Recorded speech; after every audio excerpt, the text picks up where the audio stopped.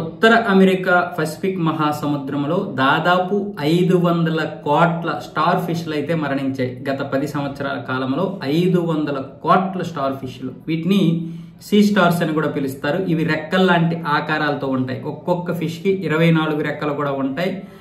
ఎగురుతూ ఉంటాయి, అందంగా ఉంటాయి. వీటిని అందంగా చూస్తారు. అక్కడ చాలా వరకు అమెరికా ప్రజలు పర్యాటక ప్రదేశంగా వీటిని చూడడానికి సముద్రంలో పడవలతో కూడా వెళ్తుంటారు. ఇలాంటివి గత 10 సంవత్సరాల్లో 500 కోట్లు మరణించాయంటే అక్కడ పరిస్థితి ఎలా ఉందో అర్థం చేసుకోండి. దీనికి సంబంధించినంత వరకు ఈ గుట్టునైతే శాస్త్రవేత్తలు అయితే ఇప్పుడు కనుగొన్నారు. ఇవి విబ్రియో పెక్టెనిసీడా అనే ఒక వ్యాధి బారిన పడ్డాయంట. ఈ వ్యాధి సోకడం వల్ల, ఈ వైరస్ రావడం వల్ల ఇవి గత 10 సంవత్సరాలుగా చనిపోతూ ఉన్నాయి.